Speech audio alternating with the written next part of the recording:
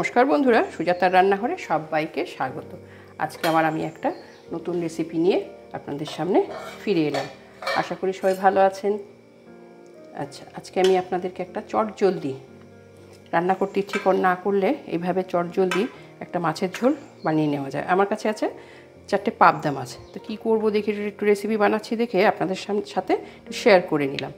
আমি পাবদা মাছগুলোকে নুন হলুদ দিয়ে আগের থেকে ম্যারিনেট করে রেখে দিয়েছি।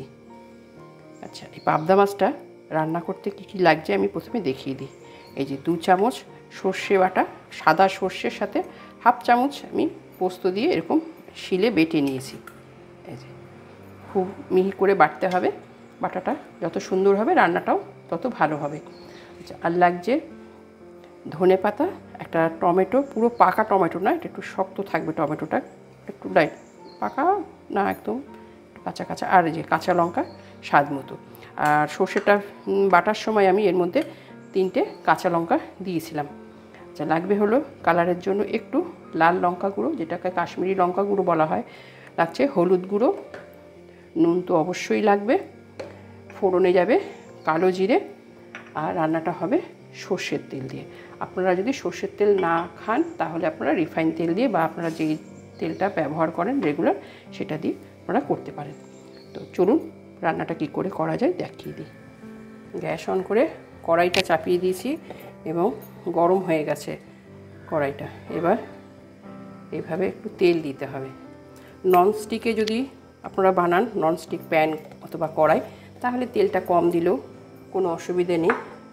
যেহেতু আমি সাধারণ কড়াইতে রান্নাটা করে দেখাচ্ছি, তো একটু তেলটা বেশি লাগবে, নাহলে মাছটা এর মধ্যে আটকে যাবে। এবার তেলটা একটু গরম হবে, তেলটা গরম হতে আমি দিয়ে দিলাম এর মধ্যে কালো জিরে ফোড়ন। ফোড়নটা দিয়ে আমি একটু আঁচটা কমিয়ে দিলাম, দিয়ে এই যে আগে থেকে সর্ষে বাটাটা ছিল, সর্ষে পোস্ত বাটাটা, সেটা দিয়ে দেবো। এক গাদা মশলা দিতে যাবেন না, তাহলে ভালো লাগে না। যে এক গাদা মশলা দিলেই যে রান্নাটা ভালো হয়ে যায়, খুব ভালো টেস্ট হয়, এটা কিন্তু ভুল ধারণা। মশলাটা খুব ভালোভাবে পেশা হতে হবে এবং রান্নাটা খুব যত্ন সহকারে করতে হবে, তাহলেই দেখবেন রান্নাটা খেতে ভীষণই ভালো লাগবে, যে কোনো রান্না। এবার এর মধ্যে পরিমাণ মতো নুন দিয়ে দিলাম, দিয়ে এবার একটু এটাকে ভেজে দেবো। হিটটা আমার এখনও লো করাই আছে, এভাবে একটু ভেজে নিতে হবে। তারপরে এর মধ্যে আমি দিয়ে দেব, নুন দেওয়া হয়ে গেছে, এরপরে দিয়ে দেব হলুদ দিয়ে দিলাম। আর সর্ষে পেশার সময় আপনারা সামান্য কটা কাঁচা লঙ্কা পিষে দেবেন, নুন না দিলেও হয়। আমি তো নুন দেই না বাটার সময়, আমি নুনটা পরেই দিই। তো এইভাবে লঙ্কাগুলো, কাশ্মীরি লঙ্কা গুঁড়ো আর হলুদ গুঁড়ো দিয়ে দিলাম। এবার মশলাটাকে একটু হিটটা মিডিয়াম টু লো করলাম। এবার মশলাটাকে একটু ভালো মতো কষে নিতে হবে, কাঁচা গন্ধ যাওয়া পর্যন্ত। এই ভালো করে ভেজে নিলাম। তারপরে একটু এর মধ্যে এই যে বাটিটার মধ্যে ধোয়া একটু জল দেব, এইভাবে দিয়ে আবার আর একটু এইভাবে কষে নেব। মাছটা যারা কাঁচা না খেতে পারেন তারা একটু ভেজে নেবেন, সাঁতলে নিতে হবে, একটু এপিট ওপিট করে একটু সাঁতলে নিতে হবে। যারা কাঁচা মাছ খেতে পছন্দ করেন বা খুব টাটকা মাছ হলে না ভাজলেও চলে। আমার মাছটা খুবই টাটকা ছিল, তো আমি এইভাবে দেখুন কিভাবে মাছটাকে আমি সাঁতলাই, একটু খেয়াল করবেন।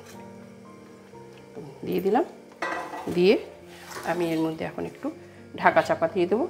হিটটা মিডিয়াম টু লো করলাম। এবার এটা 1 মিনিট হতে দেব। ফিরে এলাম, দেখুন হিটটা একদম লো করে দিয়ে মাছগুলোকে এইভাবে আলতোভাবে, পাবদা মাছ খুব নরম মাছ হয়, তো একটু আলতোভাবে এইভাবে। আমি এই কড়াইতে কেন রান্না করি জানেন তো? কারণ সবার কাছে ননস্টিক কড়াই বা প্যান থাকে না, তো সেক্ষেত্রে সব বেশিরভাগই এরকম সাধারণ কড়াইতেই রান্না করে। তো ওই জন্য আমিও এতে করেই দেখাই। ননস্টিকেও রান্না করি, খুব কম।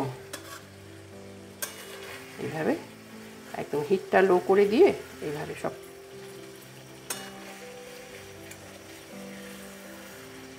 দেখুন, মাছ কিন্তু নষ্ট হয় না। এভাবে একটু সাতলানো হয়ে গেল। এবার এরকম আবার 1 মিনিট থাকতে দেব। ঢাকা বন্ধ করে দিলাম, ফিরে আসছি। ফিরে এলাম। এবার আমি এর মধ্যে 2 পিঠ হয়ে গেল। এবার আমি এর মধ্যে প্রয়োজন মতো জল দিলাম। 1 গাদা জল দেবে না, অল্প একটু জল দিতে হবে।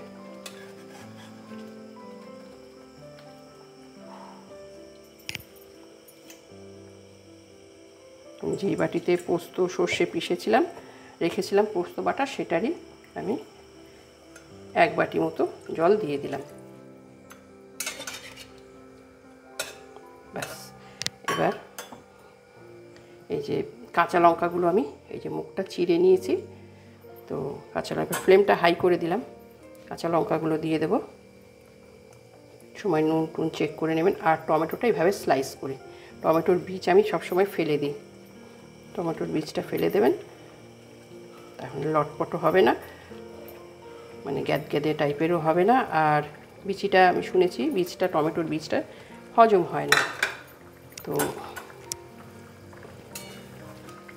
এইভাবে, আর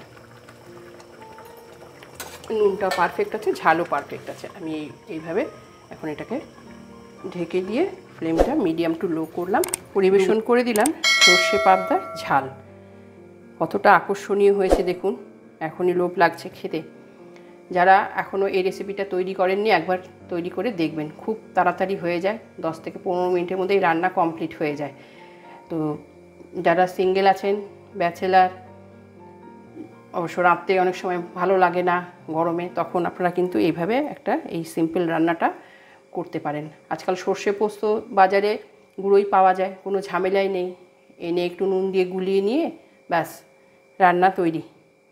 তো একবার অবশ্য করেই পাবদা, সর্ষে পাবদা এটা ট্রাই করবেন। রেসিপি ভালো লাগলে লাইক কমেন্ট শেয়ার করবেন। যারা এখনও আমার চ্যানেলটি সাবস্ক্রাইব করেননি, চ্যানেলটি সাবস্ক্রাইব করে পাশে থাকা বেল বাটনটি একটু প্রেস করে দেবেন। তাহলে যখনই আমি নতুন কিছু আপলোড করব, নোটিফিকেশন সবার আগে আপনারা পেয়ে যাবেন। তাহলে আজকের মতো বিদায় নিচ্ছি। পরবর্তী নতুন রেসিপি নিয়ে আবার আপনাদের সামনে হাজির হয়ে যাব। ততক্ষণ সবাই ভালো খান, সুস্থ থাকুন। Bye bye.